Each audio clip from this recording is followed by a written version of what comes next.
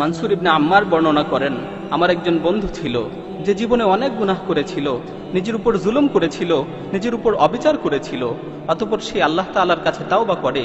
তাওবা করার পর থেকে আমি তাকে দেখতাম সে অনেক ইবাদত করত, অনেক নামাজ পড়ত, অনেক রোজা রাখত, অনেক তাহাজ্জুদ পড়ত। হঠাৎ করে একদিন তাকে খুঁজে পাচ্ছিলাম না।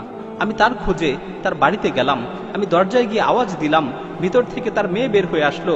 আমাকে জিজ্ঞেস করলো, কাকে খুঁজছেন? তখন আমি বললাম, তোমার আব্বুকে যে বলো অমুক এসেছে। অতঃপর আমাকে ভিতরে আসতে বলা হলো। আমি ভিতরে প্রবেশ করলাম।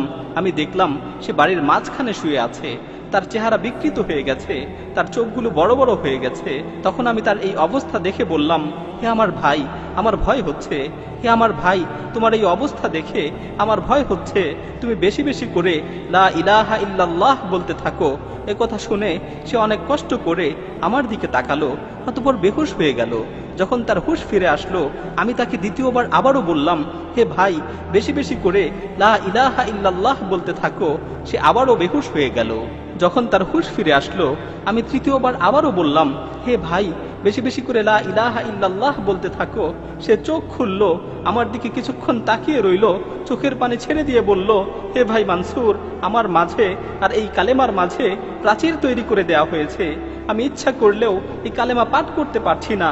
তখন আমি বলে উঠলাম, লা হাওলা ওয়ালা কুওয়াতা ইল্লা বিল্লাহ। আমি তাকে বললাম, তুমি যে এত নামাজ পড়তে, এত ইবাদত করতে, এত আমল করতে, এত তাহাজ্জুদ পড়তে, এগুলোর কি হলো? তখন সে বলল, তুমি যে আমাকে ইবাদত করতে দেখতে, আমি এর কোনো কিছুই আল্লাহর জন্য করতাম না।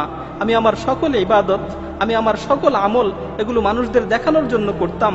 আর আমার তাওবা ছিল মিথ্যা তাওবা। আমি মানুষদের দেখানোর জন্য তাওবা করেছিলাম। আমি মূলত বাহ্যিকভাবে মানুষদের দেখানোর জন্য ইবাদত করতাম, কিন্তু আমি যখন একাকী থাকতাম, আমি আমার ঘরের দরজা বন্ধ করে দিয়ে মদ পান করতাম। আমি নির্জন মুহূর্তে বিভিন্ন ধরনের গুনায় লিপ্ত হতাম। আমার মনে আছে, একবার আমি খুব গুরুতর অসুস্থ হয়ে গিয়েছিলাম। আমার ধারণা হচ্ছিল আমি আর বাঁচব না। তখন আমি আমার পরিবারের লোকজনকে বললাম, আমাকে ধরে বাড়ির মাঝখানে নিয়ে আসো এবং আমার নিকট একটি কোরআন শরীফ নিয়ে আসো। অতঃপর তারা আমাকে ধরে বাড়ির মাঝখানে নিয়ে গেল এবং আমার নিকট কোরআন শরীফ নিয়ে আসলো। আমি কোরআনকে খুলে পড়তে লাগলাম এবং আসমানের দিকে তাকিয়ে বলতে লাগলাম, হে পরম দয়ালু আল্লাহ, হে পরম দয়ালু আল্লাহ, এই কোরআনের মাধ্যমে তুমি আমাকে সুস্থতা দান করো।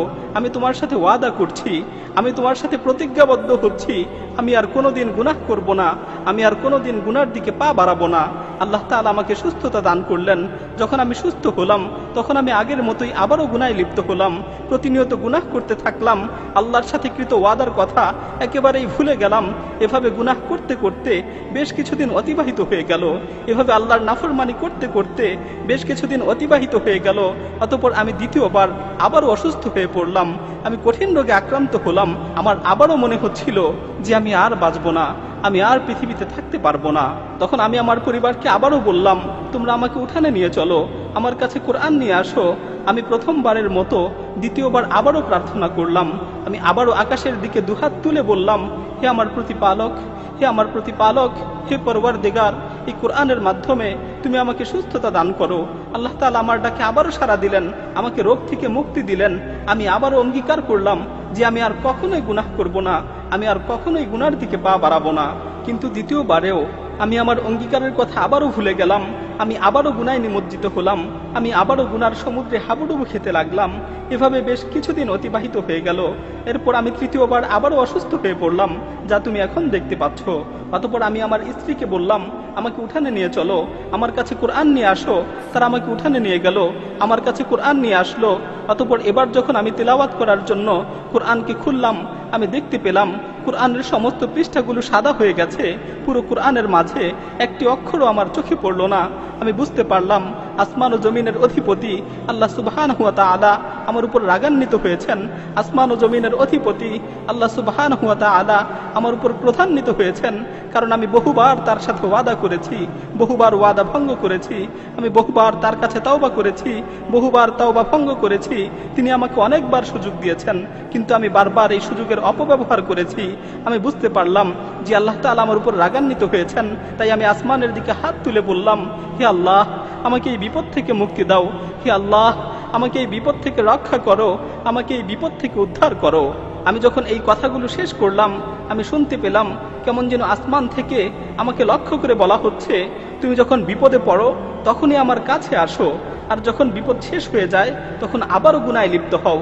তোমাকে আমি কতবার বিপদ থেকে উদ্ধার করেছি, তোমাকে কতবার বিপদ থেকে রক্ষা করেছি, কিন্তু তুমি একবারও নিজেকে শুধরানোর চেষ্টা করনি। মানসুর ইবনে আম্মার বলেন, এ কথা শুনে আমি ক্রন্দন করতে করতে তার কাছ থেকে উঠে গেলাম। আমি যখন বাড়ি থেকে বের হওয়ার জন্য দরজার কাছাকাছি পৌঁছলাম, তখন পিছন থেকে সংবাদ আসলো সে মারা গেছে, সে মৃত্যুবরণ করেছে। সে তওবা না করেই মৃত্যুবরণ করেছে। তার মাঝে ও তাওবার মাঝে প্রতিবন্ধকতা সৃষ্টি করে দেওয়া হয়েছে। প্রিয় ভাই ও বোনেরা, আল্লাহ তাআলা আমাদেরকে তওবা করার সুযোগ দিয়েছেন।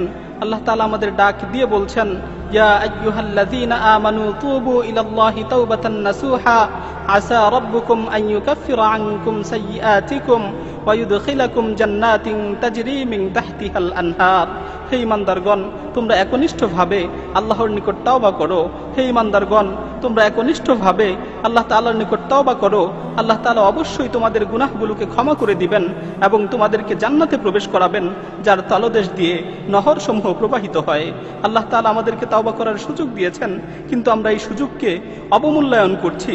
আল্লাহ তাআলা আমাদের তওবা করার সুযোগ দিয়েছেন, কিন্তু আমরা এই সুযোগের অপব্যবহার করছি। এমন একটি সময় হবে যখন আমাদের মৃত্যু চলে আসবে, তখন আমরা তওবা করতে চাবো, কিন্তু আমাদের তওবা কবুল করা হবে না। আল্লাহ তাআলা বলছেন, ওয়ালাইসাতিত তাওবাতু লিল্লাযীনা ইয়ামালুনাস সাইয়্যাত হাত্তা ইযা হাদারা আহাদাহুমুল মাউত ক্বালা ইন্নী তুবতুল আন। আর এমন লোকদের জন্য কোনো ক্ষমা নেই যারা মন্দ কাজ করতেই থাকে, এমনকি যখন তাদের মাথার উপর মৃত্যু এসে উপস্থিত হয় তখন বলতে থাকে, আমি এখন তওবা করছি। প্রিয় ভাই, আর দেরি নয়, আসুন এখনই তওবা করি, সুযোগ থাকতে তওবা করি, সুস্থ অবস্থায় আল্লাহর দিকে প্রত্যাবর্তন করি।